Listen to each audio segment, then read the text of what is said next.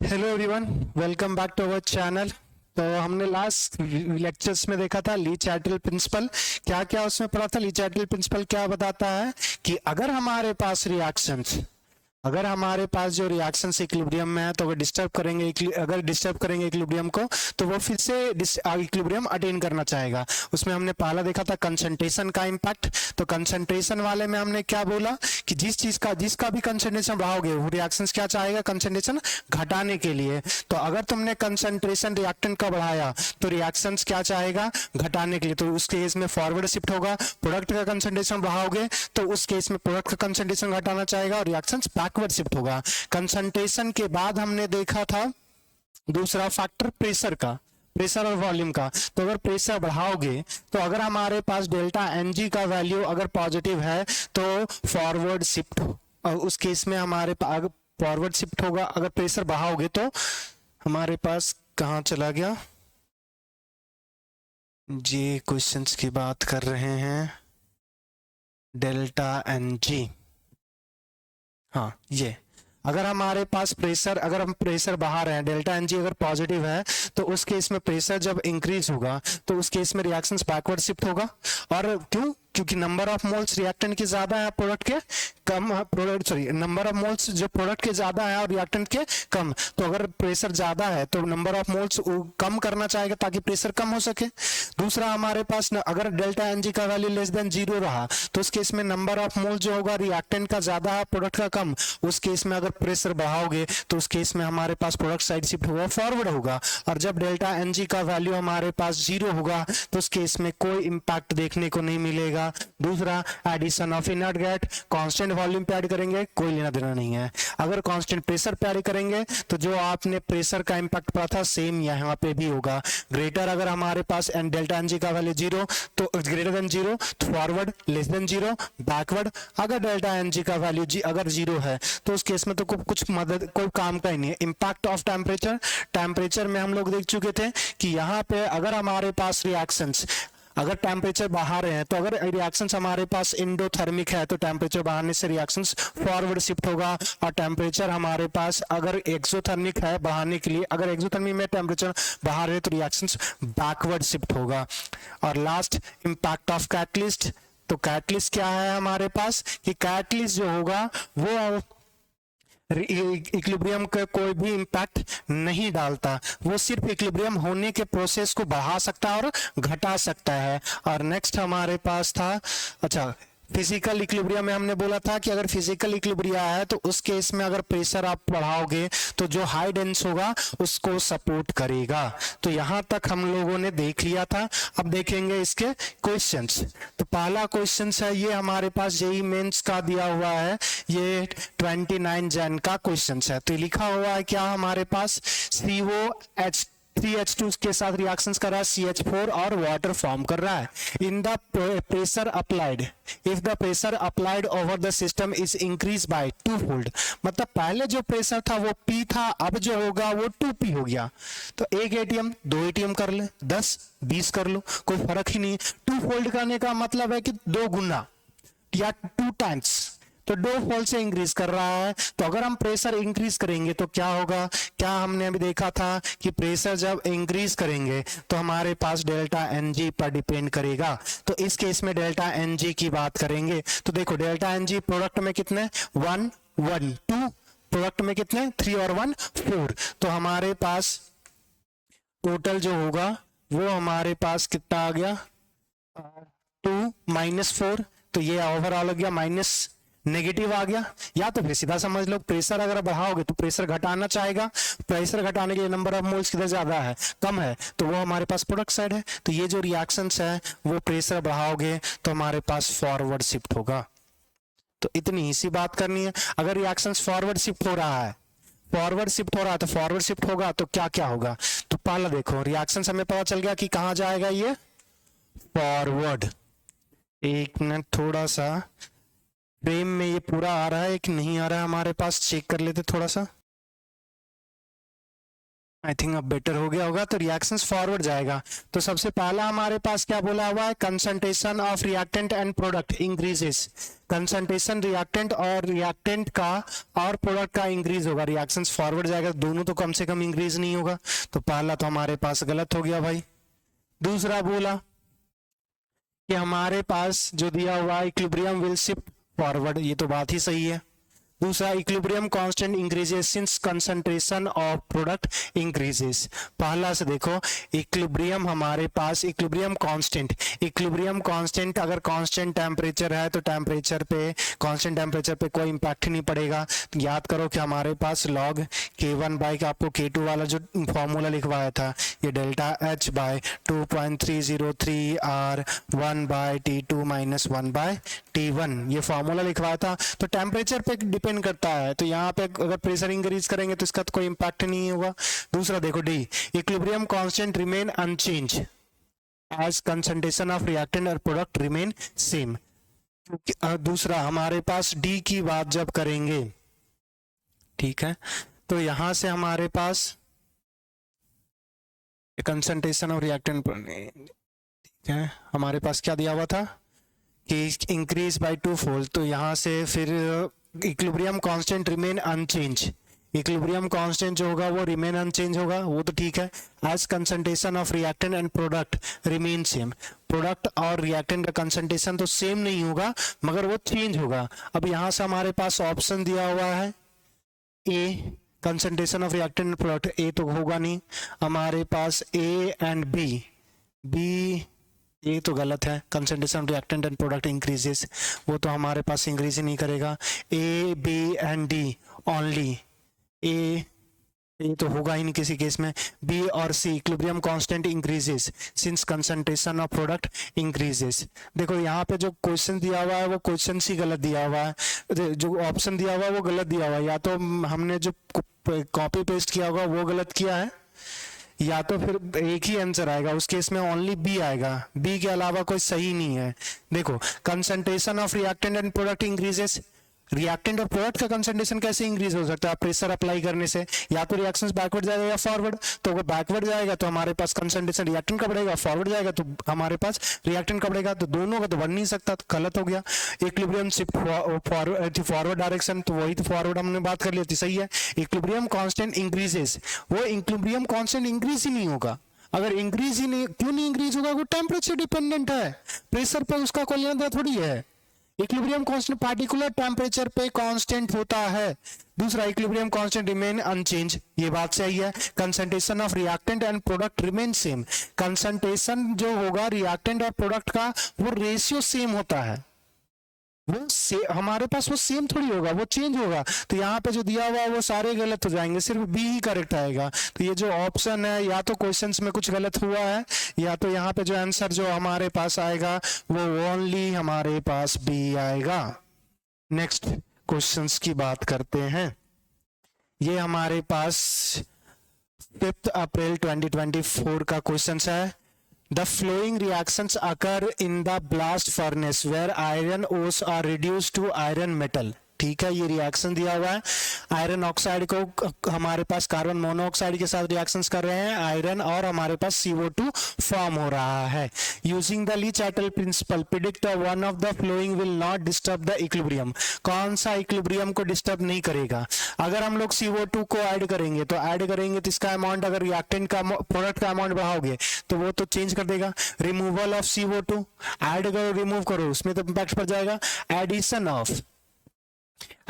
Of Fe2O3 और removal of CO, देखो यहाँ पे एडिशन ऑफ Fe2O3 ये जो है वो कैसा है, सॉलिड के फेस में, और सॉलिड का एक्टिव मास 1 होता है, और 1 होता है तो उसका 10 kg ले लो, 5 kg ले लो, इक्विलिब्रियम पे उसका कोई इंपैक्ट होगा नहीं, क्योंकि इक्विलिब्रियम जब भी पुट करोगे ना तो यहाँ पे जो सॉलिड होगा ना, सॉलिड का एक्टिव मास हमेशा 1 ले लोगे, तो उसका अगर अमाउंट बढ़ाओगे या घटाओ उससे कोई फर्क नहीं पड़ता। तो ऑप्शन सी हमारे पास आ जाएगा करेक्ट।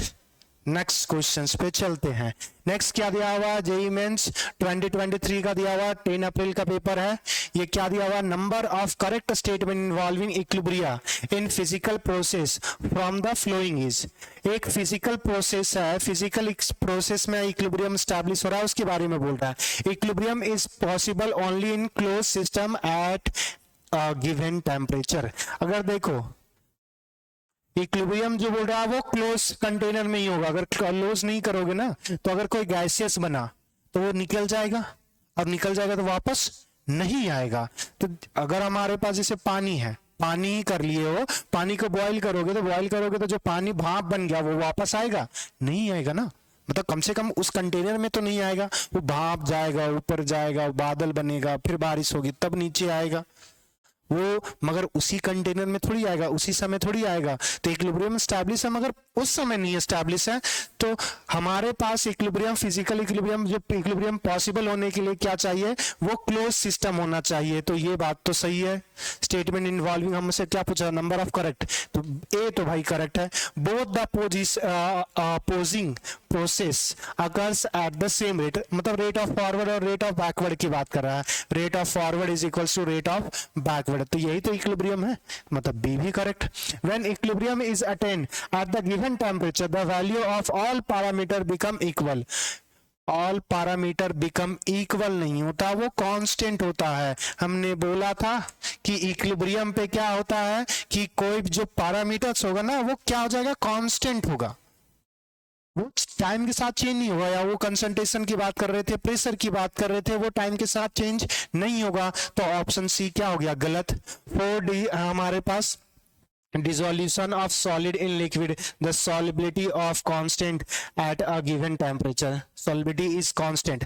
अरे वो for the dissolution, कोई भी मतलब यहाँ पे कोई सॉलिड ले लिया हमने, सॉलिड जैसे अगर हम कोई भी मेटल ले लिया, जैसे ए ले लिया सॉलिड, इसको हमने डाला तो यहाँ से हमारे पास वो बन गया एक्वस फेज में या सॉल्युबल हो गया, तो यहाँ से एक कांस्टेंट आएगा। ये जो भी जो सॉल्युबिलिटी कांस्टेंट होगा इसको बोलते हैं केएसपी, आगे हम बात करेंगे, या फिर के ही बात करते हैं। इस प्रोसेस का के इक्विलिब्रियम होगा, तो ये कंसंट्रेशन ऑफ एक्वस आएगा और नीचे तो एक्टिव मास आ गया, तो ये भी तो एक कांस्टेंट ही होगा, तो ये भी हमारे पास सही है। तो यहाँ पे हमारे पास नंबर ऑफ स्टेटमेंट पूछा था, I think number of statement, तो 3 स्टेटमेंट भाई करेक्ट है। चौथा हमारे सी सिर्फ गलत है, बाकी सारे सही हैं। नेक्स्ट क्वेश्चंस पे आना, ये है हमारे पास 6 अप्रैल का पेपर 2023 का। The equilibrium composition of the reactions, PCl3 react कर रहा है Cl2 के साथ और फॉर्म कर रहा है PCl5 एट 298 केल्विन। दिया हुआ है इक्विलिब्रियम पे कंसंट्रेशन दे दिया हुआ है, हमारे पास 0.2 है PCl3 का, Cl2 का हमारे पास 0.1 है, PCl5 का 0.4 है। If 0.2 mole of Cl2 added at the same temperature, same temperature पे अगर ऐड करें तो इक्विलिब्रियम कांस्टेंट चेंज नहीं होगा। The equilibrium concentration of PCl5 is 10⁻⁻2 के टर्म से बताना है। आसान है, कुछ नहीं करो भाई। तो देखो PCl हमारे पास 3 रिएक्ट कर रहा है Cl2 के साथ और बनाएगा हमारे पास PCl5। अब देखो अगर ये रिएक्शंस पहले से इक्विलिब्रियम है, T is equals to equilibrium है, अगर हम मान रहे हैं T डैश इक्विलिब्रियम पे था, तो उस समय हमारे पास जो कंसंट्रेशन है PCl3 का कितना है 0.2, Cl2 का कितना है 0.1, यहाँ पे कितना है 0.4। अब यहाँ से देखो अगर हमारे पास कोई टाइम टी पे अगर हम ऐड करेंगे, देखो यहाँ पे वो इक्विलिब्रियम में था, उसमें हमने 0.2 मोल Cl2 का ऐड किया है, तो यहाँ पे 0.2 0.1 प्लस 0.2 हो जाएगा। अब ये जो रिएक्शंस है इक्विलिब्रियम पे नहीं है, ये बात समझना, not at equilibrium, not at equilibrium. जैसे ऐड करेंगे इक्विलिब्रियम डिस्टर्ब हो जाएगा, तो ली चैटल प्रिंसिपल फिर क्या करेगा, इक्विलिब्रियम स्टैब्लिश करना चाहेगा।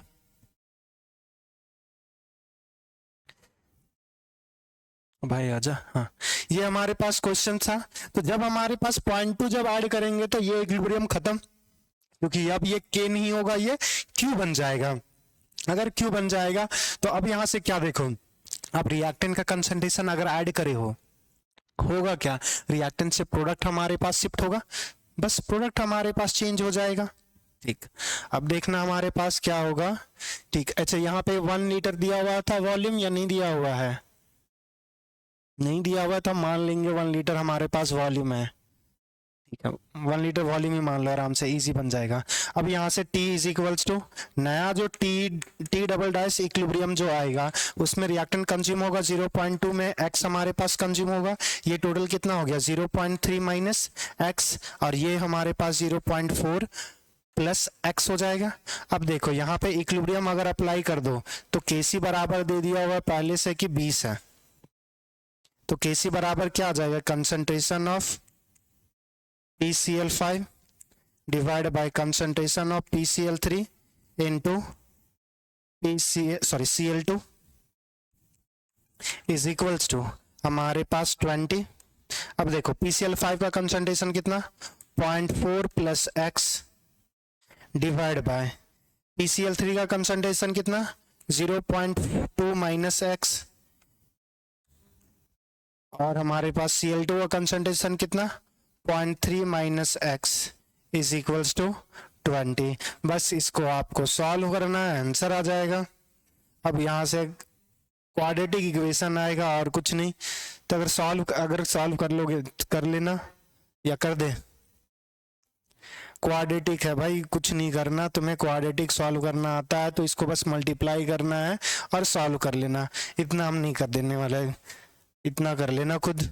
नेक्स्ट देखना हमारे पास क्या है, फर्स्ट 5 है, फर्स्ट 5 को 2023 का क्वेश्चन है। The effect of addition of helium gas, मतलब कौन सा लगेगा, इनर्ट गैस का एडिशन।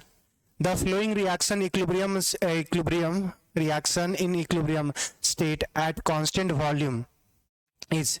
अब देखो अगर हम इनर्ट गैस को कांस्टेंट वॉल्यूम पे ऐड करेंगे there is no impact on equilibrium. तो यहां से देखो कोई, अब हमारे पास पूछा क्या था, इक्विलिब्रियम विल शिफ्ट जहां पे बात कर रहा है वही काट दो, क्योंकि इसमें कोई शिफ्ट नहीं होता। इक्विलिब्रियम विल गो बैकवर्ड, कोई नहीं भाई, ये क्या गया। नेक्स्ट हमारे पास है कि हीलियम विल डीएक्टिवेट PCl5, कुछ नहीं होगा। Addition of helium not effect the equilibrium, सीधा सिंपल सा। Addition of inert gas at equilibrium हमारे पास, sorry, addition of inert gas at equilibrium at constant volume there is no impact on equilibrium. तो constant volume पे दिया हुआ था, कोई इम्पैक्ट नहीं होगा इक्विलिब्रियम का, सीधा सिंपल सा क्वेश्चन था। नेक्स्ट है कंसीडर द फ्लोइंग इक्वेशन, ये रिएक्शन दिया हुआ है, number of factor which can increase the yield of SO3। SO3 का अगर यील्ड इंक्रीज करना है तो SO3 क्या है, प्रोडक्ट का अगर अमाउंट बढ़ाना है तो मतलब रिएक्शन को कैसे मूव करवाना होगा, फॉरवर्ड। और फॉरवर्ड मूव करवाने के लिए हमारे पास क्या क्या कर सकते हैं वो देखो, इंक्रीज द टेम्परेचर। अब देखो यहां से ये डेल्टा H क्या दिया हुआ, नेगेटिव मतलब हमारे पास है एक्सोथर्मिक प्रोसेस, एक्सोथर्मिक रिएक्शन है, एक्सोथर्मिक। अगर एक्सोथर्मिक में टेम्परेचर हम घटाएंगे तो रिएक्शन फॉरवर्ड जाएगा। यहाँ पे क्या बोल रहा है, इंक्रीज द टेम्परेचर, इंक्रीज तो होगा ही नहीं भाई, डिक्रीज करवाओगे ना। जब हमारे पास एंडोथर्मिक होगा तब टेम्परेचर इंक्रीज करवाओगे तब होगा, ये तो एक्सोथर्मिक है तो इसमें डिक्रीज करवाना पड़ेगा, इंक्रीज करने बोल रहा है। इंक्रीजिंग द प्रेशर जब इंक्रीज करेंगे तो रिएक्शंस क्या चाहेगा, प्रेशर घटाने के लिए। अगर प्रेशर घटाने के लिए देखो इधर 2 और एक 3 है और इधर हमारे पास 2, ये लग जाएगा भाई। एडिशन ऑफ SO2 अगर हम ऐड करेंगे तो अगर SO2 ऐड करेंगे तो ये रिएक्टेंट ऐड करेंगे, तो रिएक्टेंट ऐड करेंगे तो प्रोडक्ट जाएगा, तो ये भी सही है। एडिशन ऑफ O2 रिएक्टेंट ही तो ऐड कर रहे हो, ये भी हो जाएगा। एडिशन ऑफ कैटलिस्ट इक्विलिब्रियम को इम्पैक्ट नहीं करेगा, यहाँ से इल्ड बोला हुआ। अब इल्ड जब बोला हुआ है तो यहाँ से बात करो कि जब हमने एक्टिवेशन, हमने यहाँ से लिखा हुआ एडिशन ऑफ कैटलिस्ट, यहाँ से एडिशन ऑफ कैटलिस्ट और यहाँ से बोला हुआ इल्ड की बात, तो रिएक्शंस फॉरवर्ड जाएगा तो हमारे पास बढ़ जाएगा इल्ड। यहाँ से समझना कि जब हमने बात किया था कैटलिस्ट में, याद करना कि कैटलिस्ट में बोला था कि अगर यहाँ पे रिएक्टेंट है और यहाँ पे प्रोडक्ट है तो कैटलिस्ट हमारे पास 2 काम करता है। एक काम करेगा यहाँ पे जो हर्डल है वो बढ़ाने का और दूसरा हर्डल घटाने का, पॉजिटिव और नेगेटिव कैटलिस्ट के बेसिस में बताया था आपको। तो अगर जब हमारे पास यहाँ पे नेचर नहीं दिया हुआ है तो हमेशा समझना है कि वो पॉजिटिव कैटलिस्ट की बात कर रहा है। तो ये हर्डल अगर छोटा हो जाएगा तो बहुत सारे रिएक्टेंट प्रोडक्ट में चले जाएंगे और बहुत सारे रिएक्टेंट प्रोडक्ट में चले जाएंगे तो यील्ड बढ़ेगा। तो ये हमारे पास ऑप्शन डी हो जाएगा। तो सिर्फ ए के अलावा मतलब नंबर ऑफ फैक्टर्स, 3 फैक्टर हैं जो यील्ड बढ़ाएंगे। इक्विलिब्रियम, ये एडिशन ऑफ कैटलिस्ट इक्विलिब्रियम को इंपैक्ट नहीं करेगा, यील्ड को बढ़ा सकता है, अमाउंट जो होगा वो बढ़ा देगा। नेक्स्ट अब देखेंगे, नेक्स्ट क्वेश्चन हमारे पास नीट का है जो 2024 में दोबारा हुआ था, उसका है। एक रिएक्शन दिया हुआ, reactions favour the forward reactions. अच्छा, यहां से पूछा हुआ फॉरवर्ड रिएक्शंस को कौन कौन सा फैक्टर सपोर्ट करेगा। फिर देखो डेल्टा एच कैसा आ गया माइनस, तो ये कैसा हो गया एक्सोथर्मिक, एक्सोथर्मिक हीट रिलीज हो रहा है। देखो हमारे पास रिएक्शंस, हमारे पास बोला हुआ कि फॉरवर्ड मूव करवाना है, तो use of catalyst, there is no impact on equilibrium. दूसरा, decreasing the concentration of NO2, NO2 को अगर घटा दोगे तो रिएक्शन चाहेगा बढ़ाने के लिए, बढ़ाएगा तो रिएक्शन बैकवर्ड शिफ्ट होगा, तो फिर फॉरवर्ड तो होगा नहीं भाई। दूसरा, लो प्रेशर, लो प्रेशर करोगे, प्रेशर लो करोगे तो प्रेशर हाई करना चाहेगा, हाई करना चाहेगा तो रिएक्शन तो बैकवर्ड शिफ्ट करना चाहेगा, क्योंकि number of moles product reactant में ज्यादा है। दूसरा देखना, हाई प्रेशर करोगे तो लो प्रेशर के लिए फॉरवर्ड करेगा, क्योंकि रिएक्टेंट में हमारे पास 4 है और प्रोडक्ट में कितने हैं, प्रोडक्ट में हमारे पास है वो 2 है। तो अगर लो प्रेशर करोगे तो प्रेशर हमारे पास, सॉरी हाई प्रेशर करोगे तो लो प्रेशर करने के लिए फॉरवर्ड जाएगा। दूसरा, लो टेम्परेचर, एक्सोथर्मिक है, लो टेम्परेचर करोगे तो हमारे पास रिएक्शंस फॉरवर्ड जाएगा। और high the concentration of H2, reactant का कंसंट्रेशन बढ़ा रहे हो। ये सारी बातें जो लिखा हुआ है फोर्थ में करेक्ट है कि प्रेशर जब घटाएंगे, प्रेशर जब घटाएंगे तो प्रेशर बढ़ाने के लिए रिएक्टेंट से प्रोडक्ट जाएगा, क्योंकि नंबर ऑफ मोल्स घट रहे हैं तो प्रेशर घटेगा। लो टेम्परेचर बता चुके हैं फॉर्मूले से। हाई कंसंट्रेशन, ये रिएक्टेंट का ही कंसंट्रेशन बढ़ा रहे हैं, और रिएक्टेंट का अगर हम कंसंट्रेशन बढ़ाएंगे तो रिएक्शन से कहां जाएगा, घटाने के लिए रिएक्टेंट का कंसंट्रेशन, रिएक्टेंट से प्रोडक्ट। इतनी छोटी सी बात है। नेक्स्ट क्वेश्चंस पे आते हैं। ये भी हमारे, ये नीट 2024 का है। ये इसमें क्या बोला है, एक रिएक्शन दे दिया हुआ, रिएक्शंस कांस्टेंट दे दिया हुआ, at given time the composition of reaction mixture, reaction mixture का composition which of the following is correct. हमारे पास ठीक है। अब देखो पहला तो देखो ये केसी दे दिया हुआ है और हमारे पास कंपोजिशन दे दिया हुआ है। अब यहाँ से प्रेडिक्ट करना रिएक्शंस क्या होगा, बैकवर्ड फॉरवर्ड, उससे भी बेसिस पे हमारे पास दिया हुआ है ऑप्शन। तो ये जो दिया हुआ है वो क्यू से पता कर लो, केसी हमारे पास दिया हुआ है, ये जो हमारे पास कंसंट्रेशन दिया हुआ है वहां से क्यू पता चल जाएगा, और के और क्यू के बेसिस पे हम लोग प्रिडिक्ट कर सकते हैं। तो अगर यहाँ से क्यू निकालना चाहेंगे तो कंसंट्रेशन ऑफ सी आ जाएगा, प्रोडक्ट का कंसंट्रेशन, और concentration of B divide by concentration of A का स्टोइकोमेट्रिक 2 है तो स्क्वायर आ जाएगा। अब यहाँ से देखो सी का कंसंट्रेशन, सबका कंसंट्रेशन कितना है हमारे पास, 2 × 10⁻³ इंटू 2 × 10⁻³, ये भी स्क्वायर है तो 2 × 10⁻³, ये 2 बार आ जाएगा। अगर 2 बार आ जाएगा तो ऊपर कट कैंसिल हो गया, ये क्या आ गया, Q का वैल्यू 1। अब यहां से देखो KC और QC की बात करेंगे तो QC आ गया ये 1, KC का वैल्यू दे दिया हुआ हमारे पास 4 × 10⁻³ Q बड़ा है, अगर Q बड़ा है तो K को अटेन तो करना किसको चाहेगा, इक्विलिब्रियम, और अगर इक्विलिब्रियम अटेन करना चाहेगा तो Q होना किसके बराबर चाहेगा, K के बराबर। अगर K के बराबर होना चाहेगा, देखो ये क्या हो रहा है, वैल्यू K का कम है, अगर वे यहाँ पे अगर Q का वैल्यू हमारे पास ज्यादा है, K का वैल्यू अगर कम है, तो इस केस में हमारे पास देखो सीधा simply reactant by product, Q मतलब किसी भी टाइम पे होगा ये। अब अगर हमारे पास ये वैल्यू ज्यादा है तो ज्यादा है, सॉरी उल्टा लिख दिए, हमारे पास प्रोडक्ट बाय रिएक्टेंट आएगा। अगर ये Q का वैल्यू ज्यादा है मतलब प्रोडक्ट बहुत ज्यादा होगा तो हमें प्रोडक्ट का अमाउंट घटाना पड़ेगा, मतलब रिएक्शंस कैसा शिफ्ट होगा, बैकवर्ड। अगर रिएक्शंस बैकवर्ड शिफ्ट होगा तब यहां से भाई देख लो ऑप्शन कौन कौन सा बैकवर्ड बोल रहा है, रिएक्शन इज एट इक्विलिब्रियम, वो तो है ही नहीं भाई, Q और K बराबर ही नहीं आया। Reaction has the tendency to go forward, भाई बैकवर्ड नहीं, बैकवर्ड जाएगा, फॉरवर्ड की बात ना करो। Reaction has tendency to go backward direction, तो ये हमारे पास बैकवर्ड जाएगा, reaction goes to complete forward direction. कोई नहीं, हमारे पास जो सिंपली है ऑप्शन नंबर जो C है, ये क्यों बार बार आ रहा है भाई, C हमारे पास करेक्ट है। नेक्स्ट क्वेश्चन पे आते हैं। 2018 नीट का ही सवाल है, हमारे पास which of the following condition will favour the maximum formation of product in the reactions. हमारे पास कौन सा so maximum formation of product हमारे पास मैक्सिमम फॉर्म करना है, मतलब हमारे पास रिएक्टेंट से प्रोडक्ट का अमाउंट हमारे पास बढ़ाना है, तो ये हमारे पास रिएक्शंस को कैसे भेजना है, फॉरवर्ड। अगर फॉरवर्ड भेजना है तो फॉरवर्ड भेजने के लिए क्या क्या करना पड़ेगा, देखो high temperature and high pressure, high temperature and high pressure. देखो रिएक्शंस कैसा है हमारे पास एक्सोथर्मिक, तो एक्सोथर्मिक को फेवर कौन करेगा, लो टेम्परेचर। यहां से देखो हाई टेम्परेचर बोला, काट दो भाई, अरे ना आओ, कितना बार आओगे इलॉन मस्क, ये हमारे पास गलत है। Low temperature and low pressure, temperature तो समझ में आ गया। अब देखो यहाँ से प्रेशर क्या होगा, देखो यहाँ पे प्रेशर 1 और यहाँ पे 1 2, और ये जो बना रहा है वहां पे प्रेशर ये 1 है, तो अगर प्रेशर हाई करोगे तो तब तो इधर लो पे शिफ्ट होगा, तो हाई हमारे पास प्रेशर लो चाहिए, तो बी करेक्ट हो गया। लो टेम्परेचर एक्सोथर्मिक था, लो प्रेशर जब करोगे तो प्रेशर सॉरी लो प्रेशर करेंगे, हाई प्रेशर करेंगे ना सॉरी, लो देखो यहाँ पे नंबर ऑफ मोल्स कितने हैं 2 और इधर कितने हैं 1, तो प्रेशर अगर ज्यादा रखोगे तभी तो फॉरवर्ड जाएगा कम करने के लिए। तो लो टेम्परेचर हमें चाहिए, लो टेम्परेचर चाहिए और हाई प्रेशर, ताकि प्रेशर घटाने के लिए रिएक्टेंट से प्रोडक्ट में आ जाए, क्योंकि रिएक्टेंट में मोल्स ज्यादा है प्रोडक्ट की कंपैरिजन में, तो प्रोडक्ट में कम हमें हमारे पास और रिएक्शन हमें प्रोडक्ट के साइड ही शिफ्ट करना है। नेक्स्ट क्वेश्चन देखना, नीट 2017 का क्वेश्चन है, Which of the following statement is not correct? कौन सा स्टेटमेंट करेक्ट नहीं है, तो catalyst does not initiate any reactions।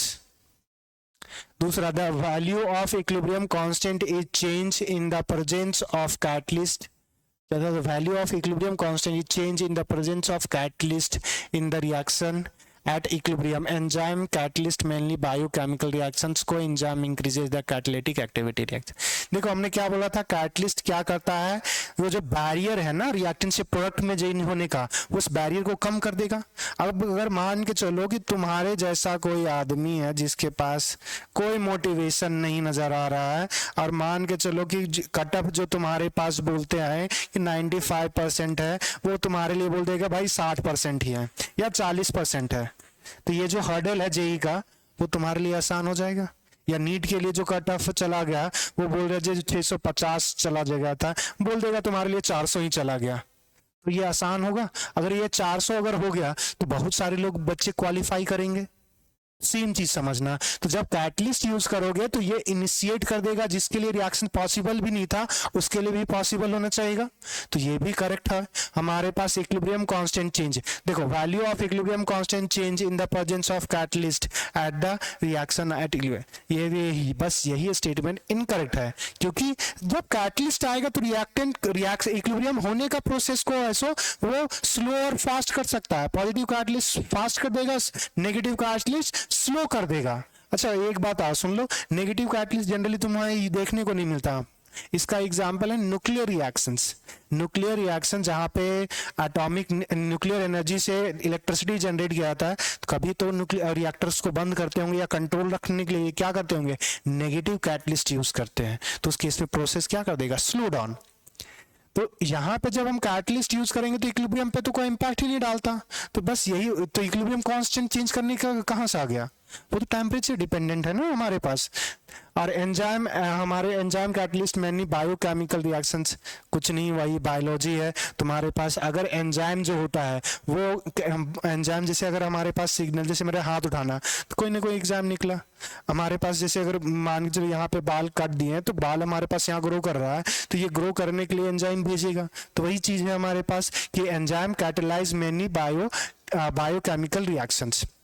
कोई enzyme increase the catalytic activity of the enzyme, हमारे पास कुछ नहीं है कि अगर कोई एंजाइम रहेगा तो कैटालिटिक जो आर एंजाइम की एफिशिएंसी होती है वो बढ़ा देगी, तो ये सारी बातें सही है। बस कैटलिस्ट इक्विलिब्रियम कांस्टेंट को चेंज नहीं करेगा तो वो बात गलत था, चेंज कर देगा तो चेंज नहीं करता।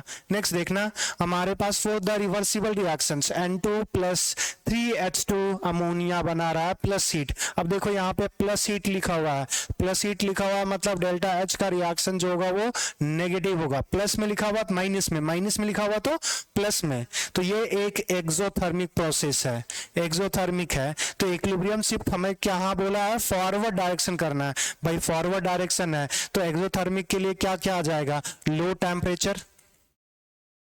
और दूसरा देखो नंबर ऑफ मोल्स हमारे पास किधर ज्यादा है, रिएक्टेंट साइड, तो रिएक्टेंट से हमारे पास रिएक्टेंट साइड 4 है और प्रोडक्ट साइड हमारे पास कितने हैं, 2 है। तो प्रेशर हमारे पास लो प्रेशर करना पड़ेगा और रिएक्टेंट का कंसंट्रेशन इंक्रीज कर दोगे तो हो जाएगा। By increasing the concentration of ammonia, ammonia का बढ़ा दोगे, प्रोडक्ट का ही बढ़ा दोगे तो वो प्रोडक्ट का कंसंट्रेशन घटाना कोशिश करेगा। बाय इंक्रीजिंग द कंसन, दूसरा by decreasing the pressure, pressure क्या करना है, लो करना है। तो बात तो सही है, प्रेशर लो करना है।